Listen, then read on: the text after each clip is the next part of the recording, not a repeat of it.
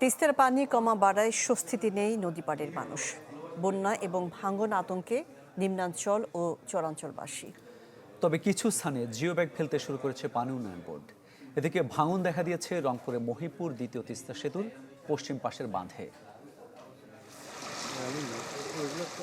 উজানের ঢলার বৃষ্টিতে কদিন ধরে অস্থির তিস্তা, কখনো পানি বাড়ছে, কখনো আবার কমছে। কমা বাড়ার এই হিসাবে শঙ্কায় নদীপাড়ের মানুষ। নিম্নাঞ্চল ও চরবাসীর মনে বন্যা ও ভাঙন আতঙ্ক। এই যেমন কুড়িগ্রামের ভুরুঙ্গামারীর দক্ষিণ ও উত্তর ঢলডাঙ্গা গ্রাম। এখানে কেউ 5, কেউ আবার 10 বার সরিয়েছেন ঘরবাড়ি, তবুও রেহাই মেলেনি। এবারও ভাঙছে নদী। রাস্তায় পানি, বাচ্চারা যাইতে পারতেছে না স্কুলে, অনেক সমস্যা হচ্ছে। পানি একটু কমছে, কিন্তু পানি হাত পায়ে ঘা হইতেছে, এই সমস্যা এগুলো। বাড়িতে রান্না করতে পারে না, আবার কিছু শুকনো জিনিস আনি খাইতে হয়, এগুলো অনেক সমস্যায় আছি। পানি উন্নয়ন বোর্ড বলছে, চলতি মৌসুমে জেলায় 28টি পয়েন্টে দেখা দিয়েছে ভাঙন। রক্ষায় 21টি স্থানে ফেলা হয়েছে জিও ব্যাগ।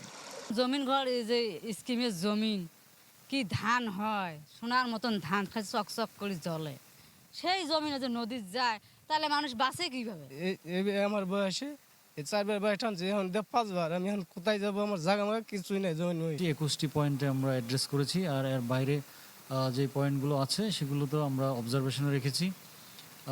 ভাঙনের গতি প্রকৃতি বুঝে আমরা সেখানেও ব্যবস্থা নেওয়া হবে।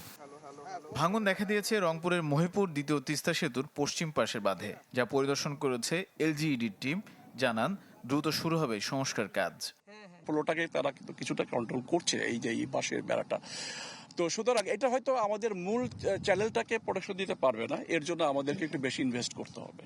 সেই বেশি ইনভেস্ট করার আগে আমাদের একটু এক্সপার্ট অপিনিয়ন আমরা নিই। বাঁধটি রক্ষায় বাঁশের প্রকল্পের মতো আর যাতে অর্থ লুটপাটের সুযোগ কেউ না পায়, সেজন্য সরকারের নজরদারি বাড়ানোর তাগিদ স্থানীয়দের।